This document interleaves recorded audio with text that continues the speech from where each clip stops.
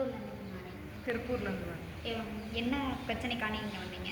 தண்டுவட பிரச்சனைன்னு வந்தேன். அதோட ஒரு சைடு வலது கால் நரம்பு பிடிச்சி எடுத்து நடக்க முடியாமல் வந்து சேர்ந்தேன். எவ்வளோ நாள் அந்த வலி இருக்கு உங்களுக்கு? வலி ஒரு வருஷமாகவே இருந்தது.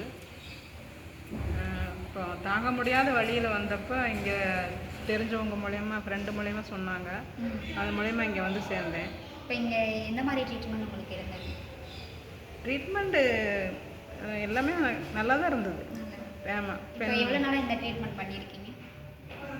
3 வாரம். 3 வாரம் 3 வாரம் பண்ணியிருக்கேன். ஒரு வாரம் வந்து எனக்கு சரியாக வலி விடலை. அப்புறமா அதுக்கப்புறம் கொஞ்சம் கொஞ்சமாக வலி விட்டு இப்போ 70% வரைக்கும் எனக்கு வலி குறைஞ்சிருச்சு. இப்போ நாளைக்கு நான் ஊருக்கு போகிறேன். நல்லா இங்கே உள்ள வசதிகள் எப்படி? வசதிகள்லாம் நல்லா இருந்துச்சு. ஒன்றும் பிரச்சனை இல்லை. சேஃப்டியாக இருந்தது.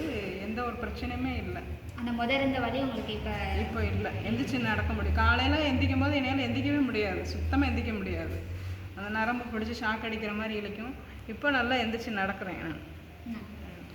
இப்போ உங்களுக்கு அங்கே சர்ஜரி பண்ணணும்னு சொல்லியிருந்தாங்களா மேடம்? ஆமாம். ஜிஹெச்சில் வந்து சர்ஜரி பண்ணால் தான் இது சரியாக வரும் அப்படின்னாங்க. நான் வேணாம் அப்படின்னு சொல்லிட்டு வந்துட்டீங்க. ஆனால் முதல் ஒரு வாரத்துக்கு வலி எப்படி இருந்ததுங்க? சிவியராக தான் இருந்துச்சு. குறையவே இல்லை. அப்போ தொடர்ச்சியாக பண்ணும்போது கொஞ்சம் வலி கொஞ்சமாக குறைஞ்சிச்சு. இப்போ இன்றைக்கி வெளியில் போயிட்டு வந்தீங்க இல்லையா? எவ்வளோ தூரம் போயிட்டு வர முடிஞ்சு? 2 மணி நேரத்துக்கு மேலே போயிட்டு வந்தேன். அது வண்டி 2 வீலரில் தான் போயிட்டு வந்தேன்.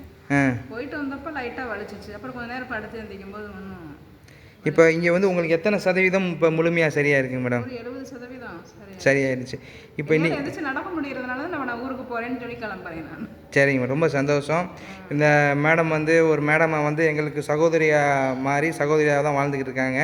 ஸோ இவங்க வந்து ஒரு நர்ஸு இவங்க. ஸோ திருப்பூர் மாவட்டத்திலேருந்து இங்கே மதுரை வேடர் புளியங்குளம் மதுரை மாவட்டத்தின் முதல் தங்கி சிகிச்சை பெறும் வசதியும் கூடியதில் வந்து சிகிச்சை பெற்று இன்றைக்கி ட்ரீட்மெண்ட் முடிக்கிறோம். நாளைக்கு காலையில் இவங்க ஊருக்கு போகிறாங்க. நான் மறுபடியும் வேலைக்கு கிளம்பிடுவேன் நான். சரிங்க மேடம். இங்கே பாதுகாப்பு வசதிகள், உணவு வசதிகளை பற்றி சொல்லுங்கள். அதெல்லாம் ஒன்றும் பிரச்சனை இல்லை. பாதுகாப்புக்கெல்லாம் 100% ஒன்றும் பிரச்சனையே கிடையாது. உணவுகள் நான் தனியாக தான் இருந்தேன். எனக்கு யாருமே ஹெல்ப்பே கிடையாது. நான் தனியாக தான் இருந்தேன். என்னையே நானே மேனேஜ் பண்ணிக்கிட்டேன். எனக்கு ஒன்றும் பிரச்சனையே இல்லைங்க. சேஃப்டியாக இருக்குது. சேஃப்டியாக. உணவுகள் எப்படி இருந்துச்சு மேடம்? உணவுகள் கடையில் வாங்கி சாப்பிட்டுருக்கோம். சாப்பிட்டீங்க? நல்ல உணவுகள். சரிங்க மேடம், ரொம்ப சந்தோஷம்.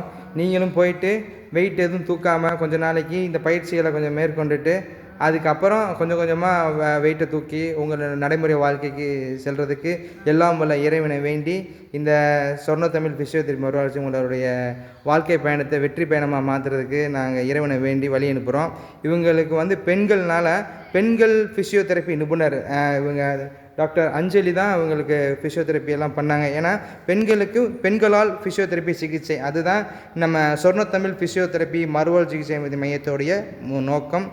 என்றும் மக்கள் நலனில் பக்கவாதம், நரம்பியல் கோளாறுகள், எழுந்து நடக்க முடியாதவர்களை எழுந்து நடப்பதற்கான உறுதுணையோடு இருக்கும் மையம் சொர்ணத்தமிழ் ஃபிசியோதெரப்பி மறுவாழ் சிகிச்சை மையம், மதுரை மாவட்டத்தின் முதல் தங்கி சிகிச்சை பெறும் வசதி கூடியது.